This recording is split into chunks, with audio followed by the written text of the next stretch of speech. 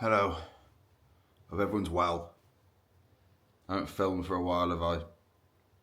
Sorry. At least the last video was like a pretty cool one because it was like done by Jack. So hopefully you all enjoyed that Jared show day. Got a lot of feedback from that saying it's actually nice for me to be more of myself, which is a very immature child, basically. So there you go. I feel like I don't know what the difference is. I just feel like I'm better when someone's filming for me. I don't know. I just have like multiple personality disorder. Probably shouldn't joke about that. Either way, hope everyone's all well. I was going to film as I'm about to go for a walk, hence why I'm putting my socks on. But I just thought I'm just going to film as I start putting my socks on, basically. So yeah, today is the 20th of July. It is currently 8:30. I say me. Been up since 5:15. Got one more check-in to do, and then I've got 3 setups to start getting to work on throughout this week now. It's been a very, very busy couple of days with obviously prep check-ins. Shows are getting closer for a lot more people now, which is quite exciting. I've also got some shows with clients that I cannot talk about, but they are coming up very, very soon, which is exciting as fuck. And I might try and film a bit of that and then obviously post it afterwards because I'm not allowed to say when they're on stage, which is very annoying. But no, very, very busy couple of days. We have 4 people joining the team as well. One is already set up, Luke, which is sick. And then we've got 3 other setups to go out throughout the next couple of days, which is absolutely lovely. And it's also absolutely lovely that I'm probably at a point now, and I'm not one of those coaches who's like, I'm not the busiest coach in the world. I'd be very surprised if I was at the age of 24. But I'm at a nice spot where, like, if I'm honest, I don't really know how much work I've got to do every single day. I kind of know if it's a lot or if it's not as much. And I went to bed last night and I was like, I've got a lot of work to do tomorrow. And that puts me in a very, very good mood because it just means that I've got a few hours where I'm just like at my desk, not moving, listening to Girls Aloud and Shower Call, which has been a fantastic morning. So yeah, vibes are very, very high. I will just chat here before I go for a walk. That's a lot easier because you can actually hear me, I suppose, if I'm walking around. So, obviously, I put a bit of an update out on my Instagram the other day. It's been a very, very fantastic post show for me. I'm gonna stop calling it post show because it's not post show anymore. It's 8 weeks since I competed. I'm just in an off season now. But it's been a very weird 8 weeks, from my body weight not really moving at all, to getting ill multiple times, to then having a digestive bug thingy-majiggy, which then caused my body weight to boom up like fucking 8 pounds and then came all the way back down. And then we had growth hormone, insulin going in.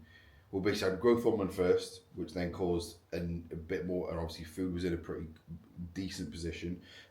So there was a need for insulin usage there. Then that, in combination with disgusting heat, then caused body weight to go complete other way again and all the way back up, even higher. And it was at a point where like I felt unhealthy. Like I was holding so much fluid, not really anywhere but like my face and maybe like my lower back and my legs, like lower region of my legs. And I was like, my face was absolutely fucked. So yeah, that was not fun. So then I had a deload from Monday, but also a rest on Sundays anyway. So Sunday to Thursday were just full rest. Pulled that growth hormone, pulled that insulin, couldn't really do anything about the heat, sadly. I then dropped a bit of food. That then saw body weight fall from £220, I believe it was on Monday, to now where it's now kind of settled nicely at 213.5, which has been bang on for the last 3 days, which is absolutely sound.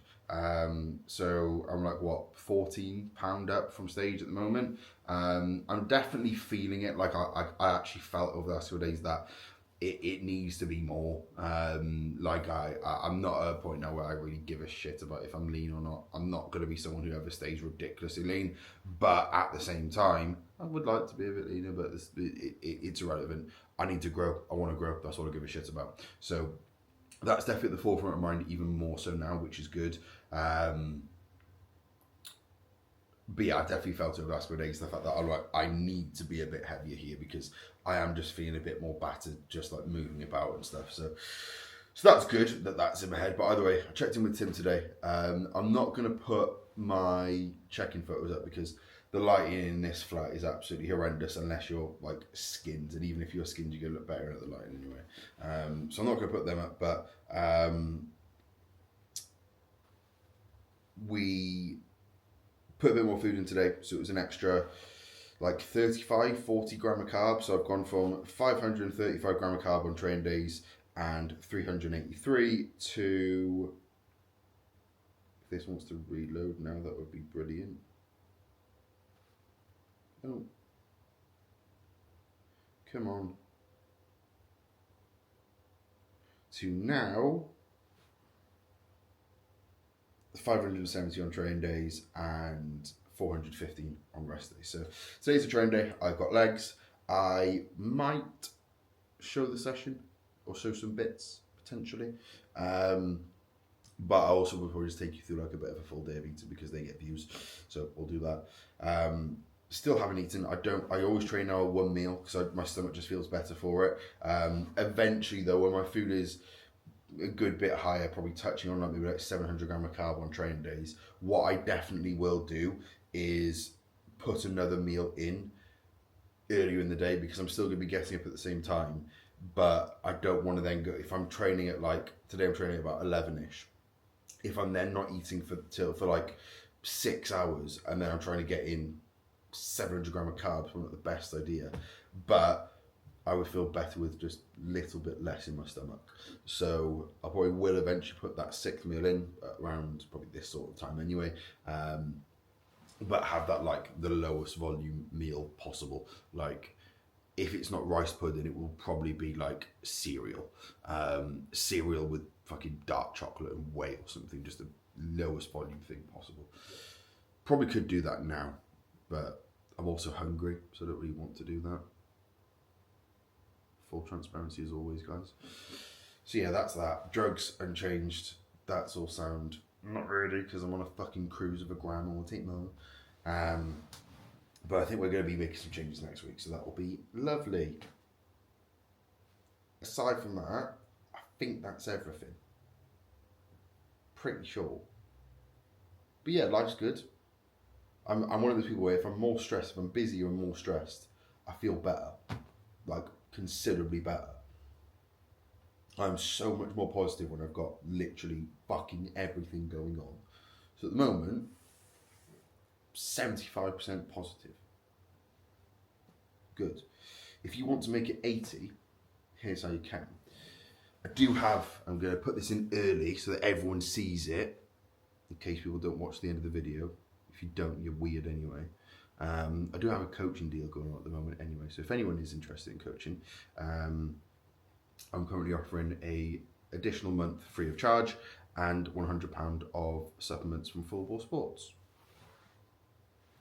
So if you want to, click the link below. That's completely free. Have a chat. That's completely free. If you think it's right for you and you want to get on board, that won't be free. But if you choose to say no, that's absolutely fine as well. There you go. So that's the update. Either way, I need to go do some steps. So I've currently done 246 and it is 8:30 and I need to get moving. So that's the update. Hope you enjoyed. The World Cup's over now, sadly. I did not fill this in whatsoever once, but it looks cool. So I might have to get like a Prem one, which I still won't fill out. My prediction for the Prem is City will finish third. I think Arsenal win the league, and I think Chelsea will finish second, Liverpool fourth. No, United fourth, Liverpool fifth. That's my prediction. Will that happen? No. Hopefully City will win the league. And to be fair, I can actually start getting tickets from tomorrow. So that's what I'm going to be doing tomorrow, is getting on the website nice and early and just pressing F5 as many times as I possibly can to try and get in early, to try and get some tickets. And if I can't, then I'll go to the ticket office and just hold this up to them and be like, I am the smallest, most attractive PCA Saxon overall winner ever. Definitely the smallest and have the least potential of everyone that's ever won it. Give me a ticket. That's that. Hope you enjoyed that. I will catch you back in a bit for my meal 1, which is my pre, and then I'll have to train legs. Can't remember what's in my session. Not off the top of my head anyway. I don't think it's too long.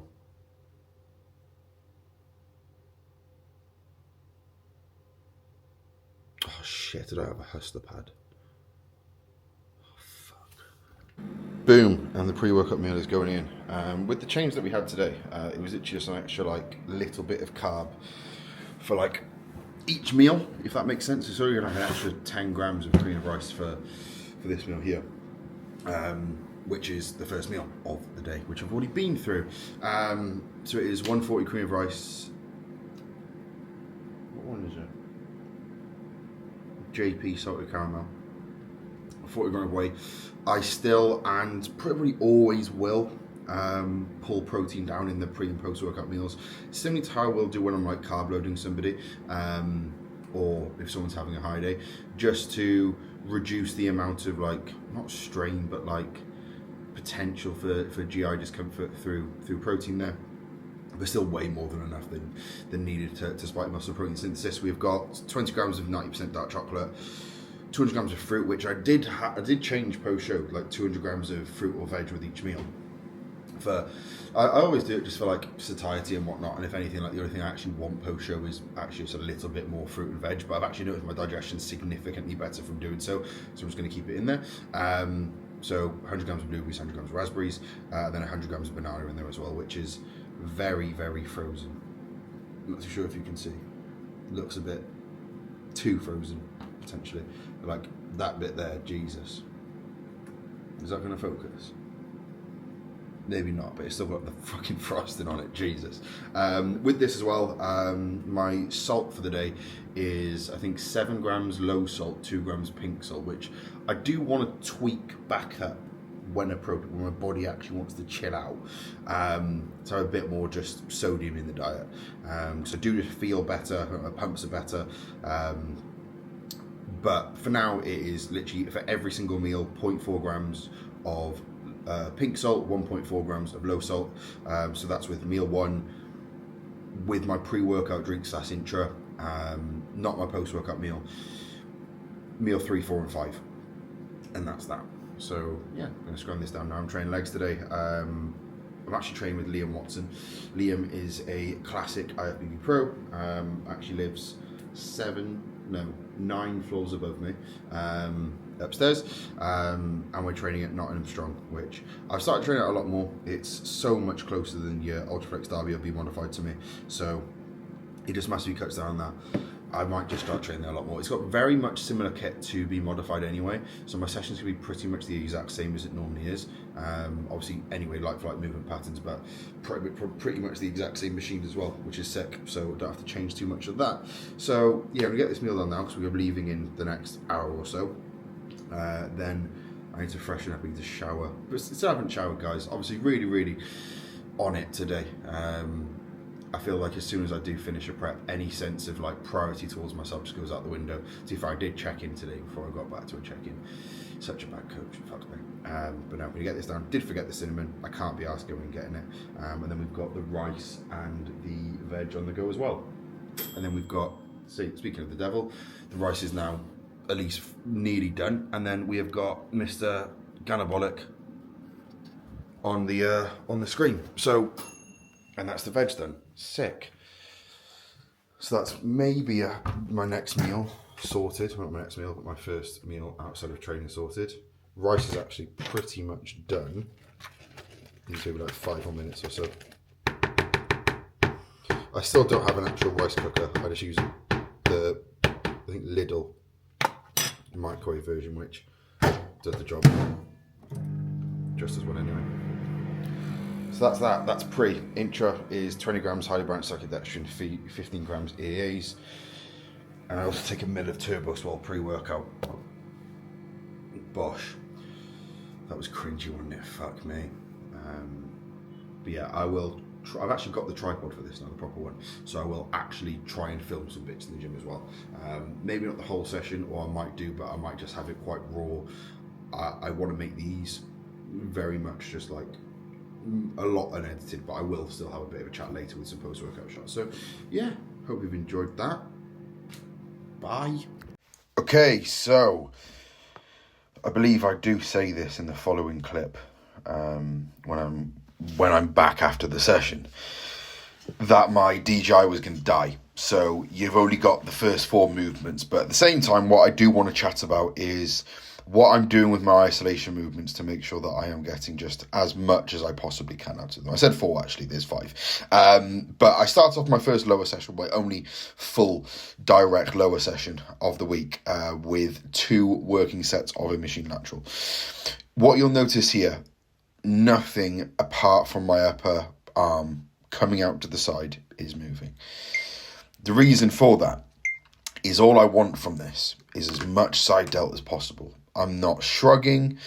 Even towards the latter end of the set, be it now, you'll see that there's not really any shrugging up and just trying to limit getting, which is quite easy to get some trap involvement on a lateral raise. I've only got 2 working sets here, both in the 11 to 15 rep range. So I'm just trying to bias the side delt as much as possible. That allows me to have 3 times root frequency for my side delts. I then have 2 working sets of adductors. So my first set is a 5 to 8. My second set is a 8 to 11.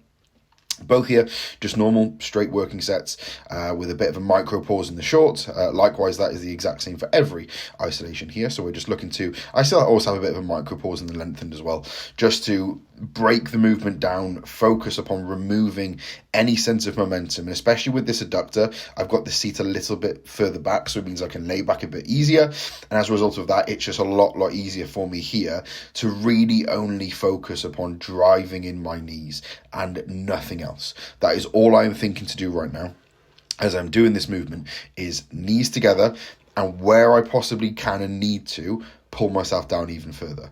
Potentially, something which can help, especially if you're using a machine where there's like not just the bar which you put your foot on, but also like almost like a barrier next to it, like there is on this one, is I'll actually maybe push my feet against it. That can definitely help with a bit more sort of internal feel. We then go on to the lay and hamstring curl. Now, I spoke about this a lot to clients recently in terms of really with your hamstring movements, getting that internal connection and fucking running with it. So what I'll do, you would have seen at the start of the rep, I'll actually start the first 5% of the rep and then I hold for a brief period of time. I will then think to curl as hard as I possibly can whilst keeping my back nice and stiff. So I'm thinking that my spine is like a metal bar. I'm then thinking to tuck my elbows in, push my lower back up to the ceiling.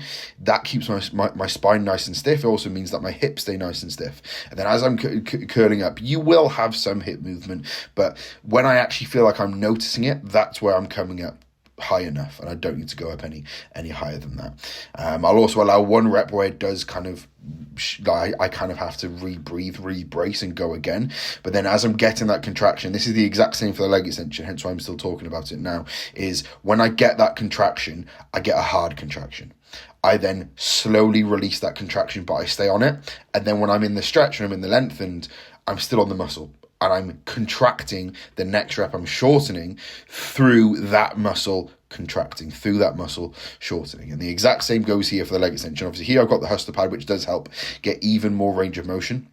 But again, here I've done this leg extension with 30-40 kilos pinned to the stack.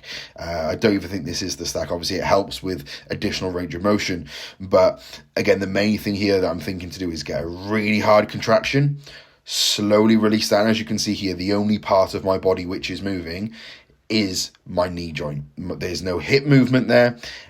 Any movement here is coming through extending at the knee. So 2 working sets of leg extension. There was 2 working sets today in hamstring curl as well. The leg extension was just 2 working sets of lens 15. We then have just one straight set, well, not one straight set, one initial set of a seated hamstring curl. We then have a double myo-rep rest pause. So essentially what I'm looking to do here is I will take 1 working set to failure. I'm still gonna have a bit of a pause in the short, but more so here, just controlling that length and range. I will then rest for about 5 to 10, maybe not 10, but maybe if it was a compound, maybe 10. For example, I've got a rest pause on my side back squat press, which I didn't film, but here I've got a double rest pause. So here I reach failure. I then give myself 5 deep breaths or so. I stay in the machine. I don't move around. I don't take the pad off, nothing like that. I then go back in. Now, this means that I'm getting 1 initial normal set, but then I'm going back in here, even though I only get 1.5 reps. That's 1.5 reps, which are very, very stimulative. I'm not doing loads of junk volume beforehand. I then go into my following set, and it's another 2 reps. Okay, so now that I've actually charged the Osmo a little bit, I can actually chat again, which is good. So, post-workout meal, we were just seeing a little bit from the session. Obviously, if I didn't mention, I'm going to mention now, didn't record my compound movements because it was on like, oh, shit, brilliant. I'm going to leave that in. There we go. Didn't record the compounds simply because my camera's about to die. So maybe a bit more talk about the isolations for today. But no, a very, very good session. Very happy with everything. But the post-workout meal, what you actually all give a shit about. Because the lighting's not the best here, is it? It's not really helping my hair either. It looks a bit shit. 185 grams of Frosties, 40 grams of whey, which is Naughty Boy white chocolate, cookies and cream, I think. It's very good. 200 grams of fruit, which is a 50-50 split of blueberries and raspberries. And that is that. So yeah, totals for today, I believe, are, I think I might have already said, but I'm pretty sure 570 carb. And I imagine if things don't change like a massive amount, so again, like another 30 odd gram of carb next week, and so on and so forth. Which I actually really kind of like that approach, because from an appetite perspective, I won't be noticing the increasing food. Like, it's nothing really drastic, but then at the same time, then my food will also climb quite high, which it needs to in order for me to grow a lot of muscle. But then appetite stays intact, which for me, my appetite usually isn't absolutely fantastic. So that'll be good. By the way, get this meal done. I'm going to chill for like the next hour or so.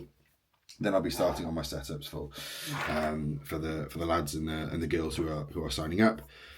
The last couple of bits have been sent over from them now, which is fantastic. So I can at least get started on 2 of them. One will be ready to go for Friday, because I need to. That's when things will be sent over there. So yeah, all lovely. And it is only 2:20, and I'm at the point now. I'm literally like, so I've a few bits of work. I've got fucking nothing to do now. The World Cup is done. I need to find a side quest. Any side quests, guys?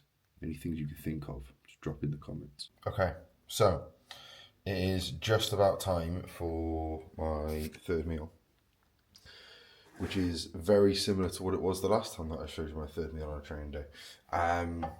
It probably is exactly the same, maybe just different amounts of rice, potentially. But I'm gonna have a bit of a chat. Haven't had a chat about actually somewhat important stuff yet, so kind of need to, kind of want to. I put a post up about this yesterday, and it's something which I genuinely think is incredibly overlooked.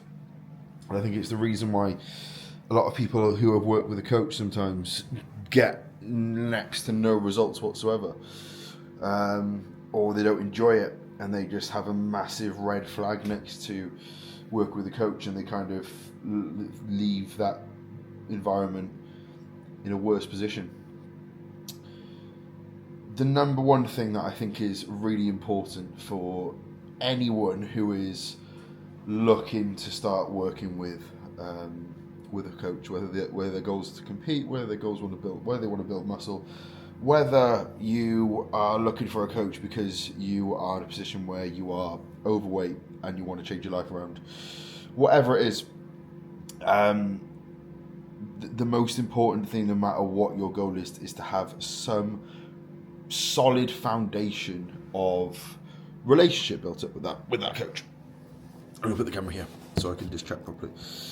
Now, I'm not going to go and say you need to go and always be best mates, but I think there needs to be a very solid foundation built up where you almost are very good mates, and they don't have to be the closest people in the world, but I think that it goes both ways. It takes effort from the coach, almost like laying down things straight away in the sense of how they communicate with you, how much effort they put into you, how much they ask, how much they try to find out little things in terms of like maybe what you're struggling with more, and how much they show that they can help you as well.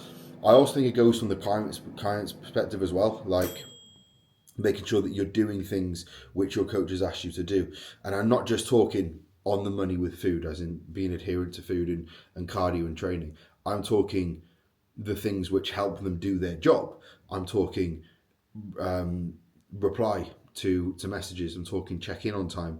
I'm talking communicate. Like, I'm not actually talking staying on plan, because that's a completely different thing. That's why you're with a coach, because you struggle doing that. If you're doing everything which your coach has asked you in terms of to allow them to work, they're never, ever, ever going to view you as a bad client or something like that. It's always going to be, this is a very good client because they're doing what I'm asking them to do. But they're just struggling with things. I think it's really, really important. Like, anyone that I work with, the first couple of things which I always ask is literally just about them as people. Like, sometimes if I'm having, if I'm on a consultation call with somebody, I might literally just ask them about what they do for a job, what they do in their spare time, what are their interests, because that helps me so much more, because I can try and relate to that person a bit more. I can try and, again, almost understand where that communication side of things can be even better. And I think it's really, really important. Like, I'll have check-ins sometimes with clients and they'll be 20 minutes long. There's not 20 minutes of stuff to talk about over the last 7 days. But if they're, for example, a football fan, we have a chat about the World Cup, have a chat about transfer news, have a chat about Premier League, anything like that. And what I don't think a lot of coaches realise is how much clients, not all, but some clients actually do really, really look forward to that part of their week. I work with people in the past who have literally said and even now, but like, I remember a lad who I coached last year for about 9 to 10 months or so, and he'd be absolutely bang on with everything. We got some absolutely fantastic results, but he always used to say about how much he looked forward to his check-ins, even if he knew there wasn't going to be any changes, but he'd look forward to that because it's literally just having a chat with people. I feel like that's something which people don't really realise, is that, like, you're working with a coach, and yes, it's physique development and it's getting to your goal, but I think the social side of things is really important as well. And I remember, like, when I started working with a coach, I used to look forward to my 10-minute loom video. I can't write, and I'm sure people who are watching this will agree, but you genuinely can't really say why, but you just do look forward to it. And that's something which I'll always try to make that time that someone checks in, especially, like, I've got clients who check in every single day. Lads on prep, guys on prep, I'm sorry, you're not getting a loo every day, because it's literally just like, right, here's what you do, bang, bang, bang, bang, bang, crack on, because we've got a job to do there. But if someone's checking in once a week and they're in a fat loss phase, or anything's gone on, or even if they're in a gaining phase and everything's just sound, I don't want it to be like, yeah, cool, no changes, bye. Like, I'm always going to try and make that like something which they look forward to and something which they enjoy watching in a way. Like would be like a YouTube video. I don't know. But yeah, that's something which I just wanted to chat about. I think is really important, which I don't think many people do speak about anymore, because I feel like a lot of the time it comes across like a bit like a fucking sales pitch when it's not. It's just something which I think is important. If you do have that relationship with your coach, and you do have that relationship in the sense of you can be like, you know that your coach isn't judgmental, your coach understands you, you've got that relationship where you are literally like very, very good mates. It's only going to allow you to be more honest, more transparent, more adherable. And then if you're not adherable, it's going to be a lot easier for you to come to that person and openly admit that and openly speak about it, so therefore they can help you more. And I think it goes both ways. Obviously, clients, if they're then checking in on time, doing everything bang on, it's a lot easier from a coaching standpoint to not have to chase up check-ins and stuff like that. So make sure that when you are reaching out, and this genuinely isn't like, come to me and you'll have like a fucking 15-minute check-ins, we'll chat shit all the time. No, if you're literally watching my videos and you're like, this guy is really cool, he's really handsome, he's an amazing bodybuilder, just don't think I'd get on with him as a client and a coach, it's absolutely fine. But just make sure that when you are looking for a coach, if you are looking for a coach, that you've got that in your head in the sense of that you know that you will, or you expect that you'll get on with them to a certain level. And that's really, really important. There we go. That's my 7 minutes or so of chatting done. I'm fucking hungry. So hopefully my food is warm enough. For some reason I realised when you like reheat like rice that you've cooked but it was like uncooked beforehand, it takes a little bit longer for it to be like a good temperature to actually eat.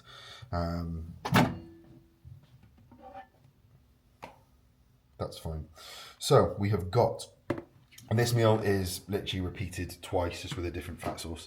So we have got 150 grams of chicken breast, 90 grams of rice, jasmine, 100 grams of green beans, 100 grams of peppers, and then in one meal there is 5 mils of olive oil, not this one, and then the other meal, which is this one, there is 10 grams of peanut butter. So I'm not going to show you the other meal because it looks exactly the same as this does. Jesus Christ, this lighting doesn't help my hairline at all. So yeah, I'm not going to show you the other meal because it is literally exactly the same. That's where Basic Food's at now. So, by the way, if you want to make your like nut butter and stuff easier, I still fucking wish that it's got to be somewhere like these like squeezy tub things, but with almond butter or cashew butter, because I don't mind peanut butter now. It's actually quite nice, but almond butter is just the best. I just can't be arsed putting it all into one of these. But Lidl, I think it's like £2 for like a squeezy peanut butter. This one's like a sweet and salty one, which is pretty good. There is the normal one anyway, but that's pretty nice. And also, what I need to go and get more of, to be fair, I've got steps to do, so that's probably what I'm going to do after this. He's absolutely shit at football, but the Bukayo Saka Nando sauce is fucking banging. That, in combination with some of that, which I found in Tesco on Club Card, £1.50 a bottle, bought 8. Fucking elite. So there you go.